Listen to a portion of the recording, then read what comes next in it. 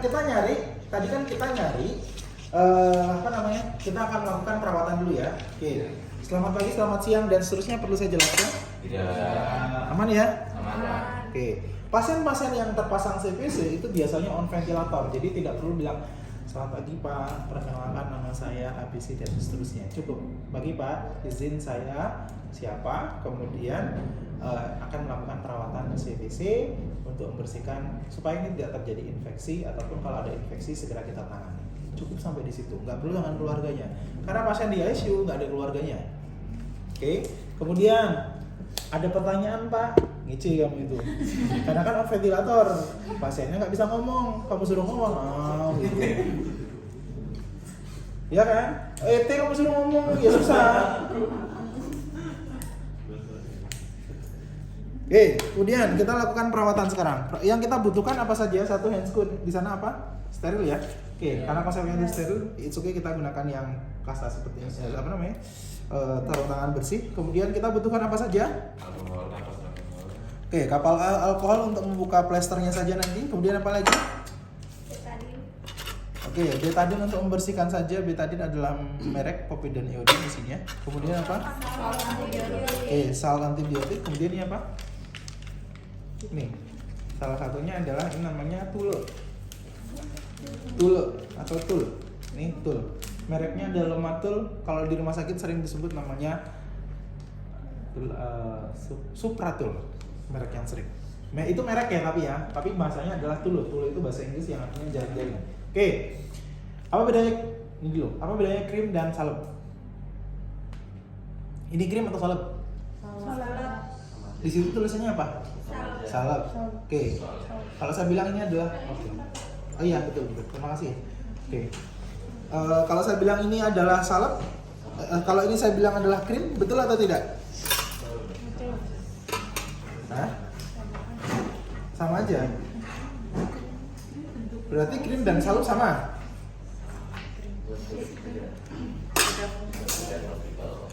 Ya sama ya, hanya perbedaan nama saja. Ya sudah, berarti saya mulai dari perawatan. Kita mulai perawatan dulu apa pengukuran dulu jadinya? Perawatan dulu ya. Oke, baik. Nah, kemudian kita butuh apa? Kasa ya. Dek, tolong dipotongin segini aja ya. Segini. Kesini. Bandris. Gak usah grogi gitu. Nah. Oke, kemudian kita butuh ini apa namanya? Kita butuh apa nih? Pincet anatomis dan sirogis. Kemudian, oke. Selanjutnya kita butuh ini. Yang keempat, perlak ya. Kalau di rumah sakit sudah menggunakan perlak, sekarang dia perlaknya menggunakan underpad ya. Oke, seperti ini. Sudah cukup nyaman. Kemudian selanjutnya kita akan melakukan perawatan. Dalam konsep perawatan ada 3M yang kita akan lalui. M yang pertama adalah membersihkan luka. Kemudian M yang kedua adalah membuang jaringan yang mati. M yang ketiga adalah memilih balutan yang tepat dan menutupnya. Sudah? Aman?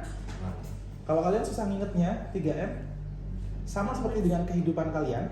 M yang pertama adalah membersihkan kenangan yang masih menempel.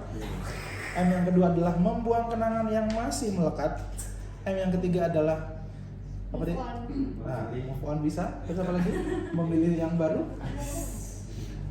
dan mengukurnya yang sudah lama. Oke, aman ya? Baik, sekarang kita mulai dari M yang pertama. M yang pertama apa? Membersihkan luka. Oke, bersihkan luka dengan apa? Dengan kasa. Oke, kasa dan nasel. Ya, oke. Seperti ini.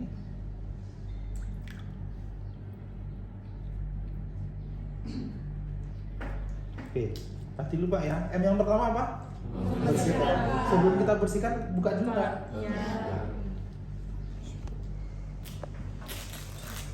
Oke, sudah kita bersihkan. Kita buka. Jangan lagi kita bersihkan. Dalam proses membersihkan, ini kan ada area insersinya. Dimulai dari area terluar lebih dahulu. Searah dengan jari yang sudah seperti ini. Kemudian masuklah yang bagian dalam. Oke. Sudah. Buanglah pada tempatnya. Oke.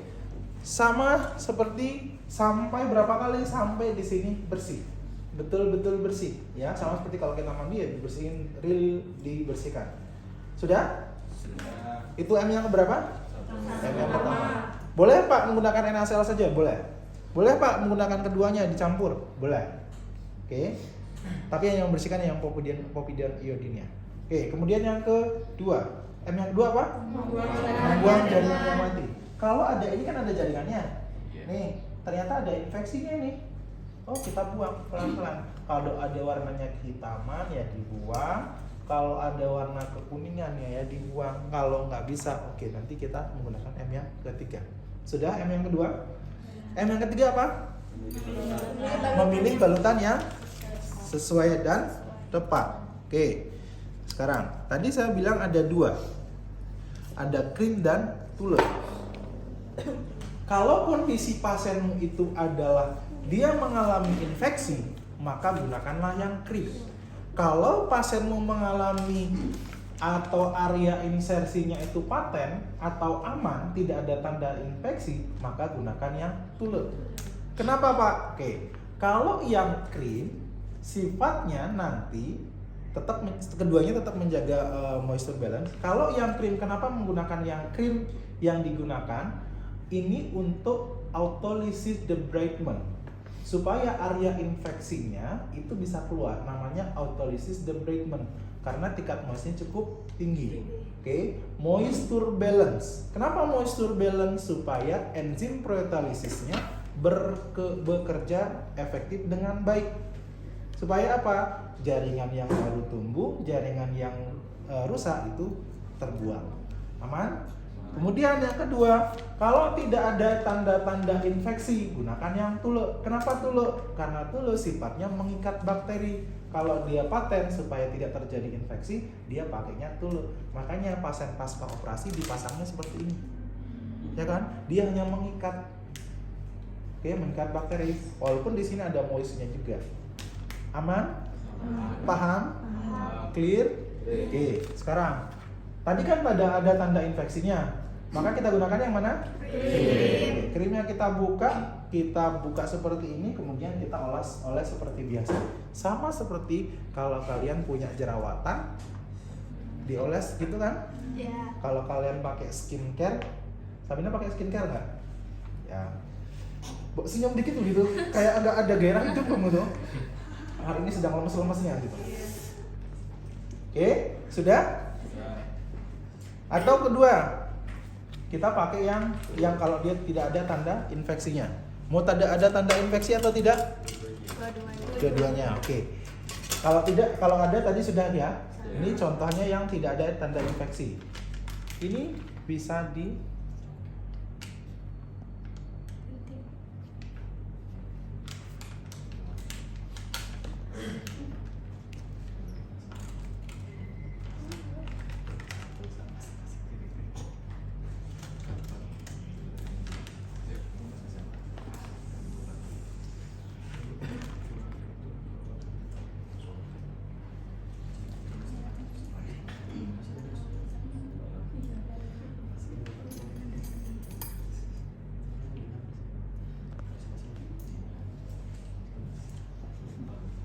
seperti ini tinggal ditempelkan di sini.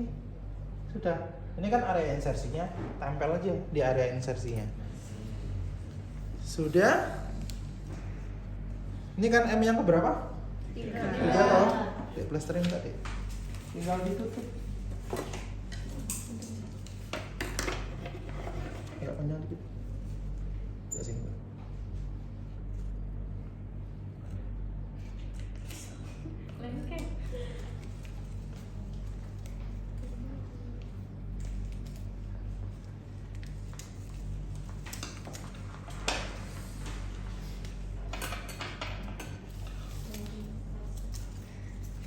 Sudah.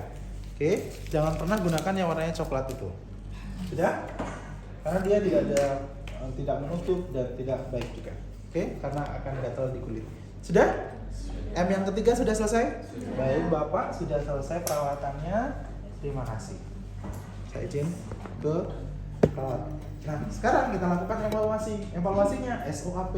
Subjeknya pasien on ventilator. Terpasang CPC. Sudah? S. Objeknya tergantung dari temuan kita tadi. Besok saat eval gimana? Tergantung dari kasus yang saya berikan. Saya akan kasih kertas, ada tanda-tanda infeksi atau tidak. Oke? Kalau tidak ada tanda infeksi. SO. Jadi ada tanda-tanda infeksi atau area insersi paten. SO. A. Assessment. Kalau ada tanda-tanda infeksi, maka diagnosa yang muncul adalah kerusakan integritas jaringan kulit. Kalau tidak ada tanda-tanda infeksi, maka yang muncul diagnosanya adalah gangguan integritas jaringan kulit. Paham bedanya ya? Kalau kerusakan berarti sudah ada infeksinya, kalau enggak ya diganggu saja karena kita butuh sesuatu di situ. Aman? Clear? SOA. P. Planningnya. Kalau planningnya ada tanda-tanda infeksi, lakukan perawatan besok lagi. Kalau tidak ada tanda-tanda infeksi atau gangguan integritas jaringan kulit, awasi tanda-tanda infeksi. Oke? Aman? Sudah? Clear? Baik. Sekarang kita lanjut. Lanjut yang mana? Pengukuran ya.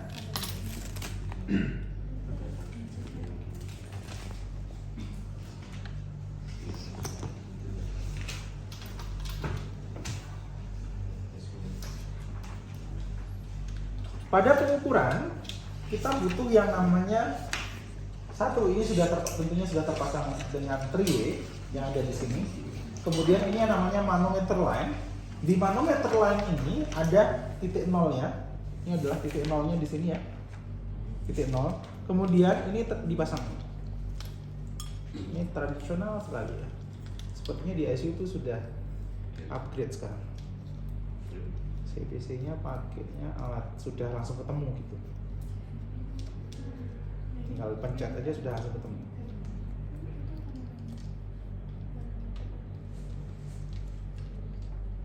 Oke. Manometer line ini kita pasang di tiang infus pasien.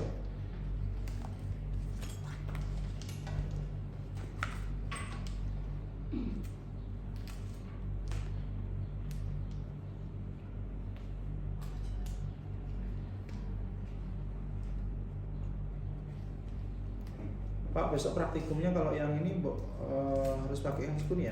Nggak boleh, nggak pakai juga nggak apa-apa. Yang CPC ya. Oke, ini kita sambungkan ke sini, ke 3W-nya. Sudah? Posisinya akan seperti ini. Ini 3W. 3W ini namanya 3W. Ya, ini ada area buntunya. Area buntu ini berarti dia tidak teraliri, oke? Dia nutup. Kalau dia ke sini, maka yang main adalah sini dengan sini. Kalau dia ke sini berarti dua-duanya main, teraliri, oke? Clear? Nah, karena kita main ke situ nanti. Oke. Pengukuran CVC, Central Venous Pressure, untuk melihat tekanan vena sentralnya. Pertama-tama jangan lupa untuk selamat pagi, selamat siang. Oke, biasanya akan diukur pagi.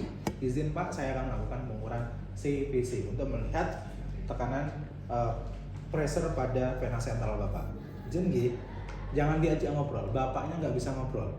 Oke, pasti akan keluarnya gitu. Karena kan udah pasang ET di sini. Pita suaranya udah mulai kadang udah terusak dan seterusnya. Kadang nggak bisa. Dia kadang bisa. Pasiennya kalau udah sadar menggunakan CP, kalau sudah menggunakan ET dia pakai tulisan, ngomong tuh nggak bisa. Jadi setiap ini kita sediakan kertas di situ untuk dia tulis. Tuh, kalau ada yang meneliti tentang komunikasi pasien menggunakan ventilator, apa tuh? Oke. Kemudian selanjutnya tutup sambiran. Kemudian izin Pak, saya atau Bu, saya buka sebagian dari baju, oke? Jangan sampai nanti pasien merasa dirugikan yang sedang viral saat ini, oke? Ya, aman ya? Kita sudah izin. Kemudian yang kedua, langkah pertamanya adalah pasien diposisikan supinasi. Izin Pak. Supinasi itu adalah lurus 90 derajat. Oke? Kemudian yang kedua, langkah yang buka sebagian baju itu langkah pertama ya. Kemudian langkah kedua adalah disupinasikan. Kemudian yang ketiga, tolong diingat-ingat langkahnya. Kemudian yang ketiga, tangan pasien itu dinaikkan 180 derajat. Jadi kira-kira akan seperti ini. Oke, kalau dia tidurnya 90 atau 180 ya? Ya oke, 180. Kalau nggak bisa gini banget gimana Pak? It's okay, nggak masalah. Dia sampai sini nggak masalah. Oke, dia ke sini. Nggak perlu dipaksakan. Nggak bisa Pak, nanti nggak patah tulang. Kamu juga yang kena. Oke. Itu yang keberapa tadi? Tiga. Kemudian yang keempat, kita akan mencari zero point pada pasien. Zero point pada pasien, caranya adalah pertama-tama Anda mencari atau kita mencari interkostal keempat pada pasien. 1, 2, 3, 4. Oke.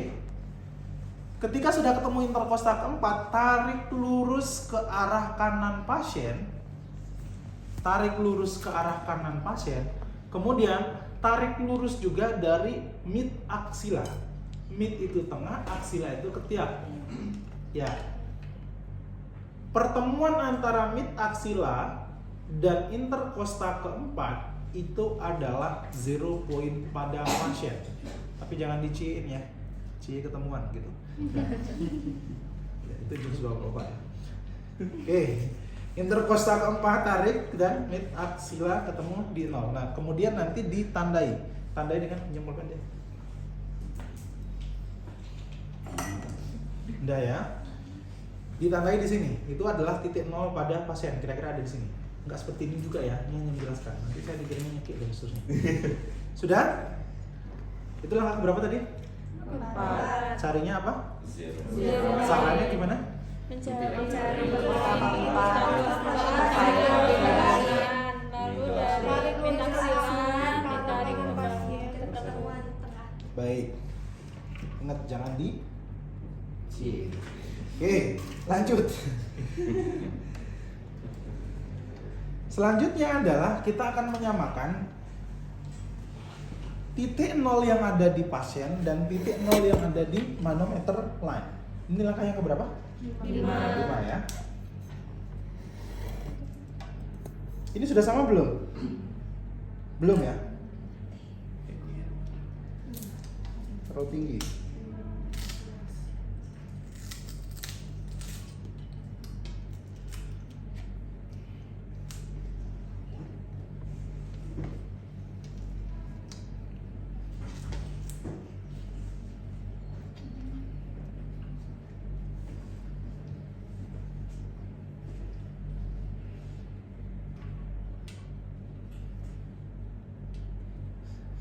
Sudah sama belum, Dek?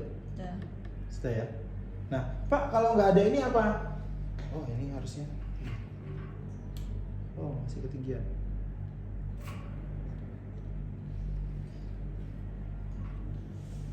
Ya, sudah. Pak, kalau nggak ada ini gimana? Boleh menggunakan pipa U. Pipa U, tahu pipa U? Pipa U tuh kalau kalian lihat tukang, pertukangan, ya kan? Ada U-nya. Kalau ujung sana dengan ujung sini supaya untuk meratakan. Tahu?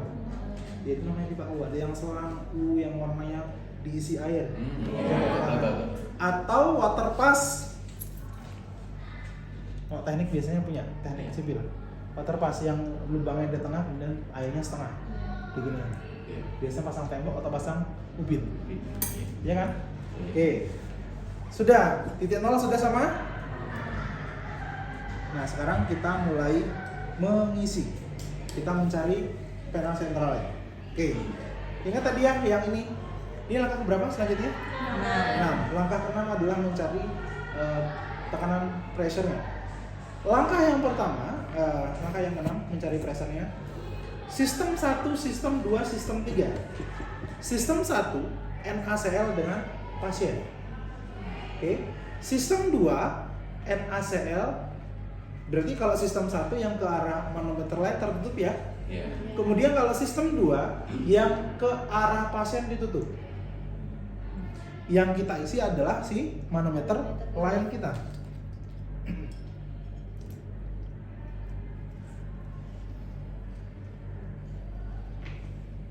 Nah ya, ini hanya nggak usah ditiru yang ini supaya nanti saya.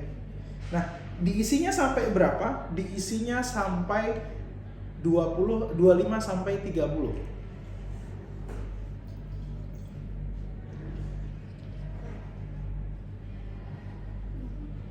Kelihatan nggak, Dek? Ada yang bisa lihat nggak? Ini ujungnya. Ini ya.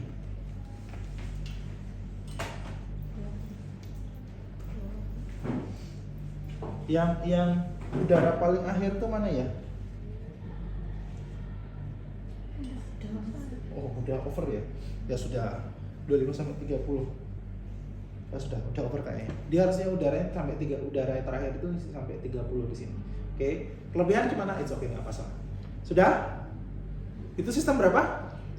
2. Tulang belakang. Sistem 2. Sekarang sistem 3. Ini poin terakhirnya. Melihat tekanannya. Berarti yang ke arah manometer line itu yang ke arah mana? Dari NaCl ke manometer line itu kita tutup. Sehingga yang main adalah, yang berperan adalah manometer line dan pasien. Oke. Nanti dari angka 30 ini akan turun. Yang di sini. Di sini turun terus sampai sini. Oke. Turunnya itu dia akan mengalami turun naik di sini. Nanti lihat udara terakhirnya, dia akan turun naik. Turun naiknya seiring dengan inspirasi dan ekspirasi dari pasien. Normalnya ini akan di 5 sampai 10. Mana 5-nya? Nih ya, 5 sampai 10. Bila lebih dari 5, maka tandanya hipervolemia. Kalau kurang dari 5, kalau lebih dari 10 tadi ya, kalau kurang lebih dari 10 maka hipervolemia. Kalau kurang dari 5, tandanya hipovolemia atau pasien mengalami atau bahkan minus, tandanya hipovolemia. Aman? Langkah pertama apa tadi? Buka bagian baju. Sebagian baju. Ini meminta izin untuk membuka ya. Kedua, ketiga, keempat, dengan cara, kelima, samakan titik manometer lain dan titik keenam, mencari tekanan laser. oke, dengan Sistem 1 NaCl dengan pasien. Sistem 2 ke arah pasien yang ditutup. sampai berapa? 25 sampai 30. Kemudian sistem? 3 Yang sekali NaCl ke manometer. Oke, normalnya berapa? 5 sampai 10. Kalau lebih tandanya, Hipovolemia. kalau kurang tandanya, Hipovolemia. Baik, terima kasih Pak. Sudah nggih. Maka kita kembalikan ke sistem 1. Pamit, rapikan kembali. Kita SOAP, subjek pasien on ventilator pasang CVC. Oke, SO objek hasil temuannya. Hasil CVV. Hasil CVV-nya berapa? Tergantung 2 sampai 3 atau 5 sampai 7 tergantung dari kondisi pasiennya tadi. Oke. Kemudian SO assessment. Kalau tadi kalau lebih berarti hipervolemi, kalau kurang berarti hipo. Besok saya kasih kasus nilainya sekian.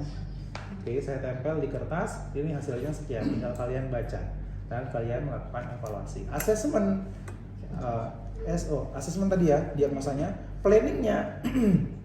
Kalau hipervolemia, satu tadi, kalau dia normal berarti normal, oke, diagnosanya normal. Kemudian planningnya apa? Kalau hipervolemia berarti batasi intake cairan. Kalau hipovolemia berarti planning kan untuk resusitasi cairan. Kalau normal, pertahankan. Selesai, kembali ke nurse station. Adakah pertanyaan? Aman? Pak, besok evalnya dua-duanya. Mau dua-duanya apa satu?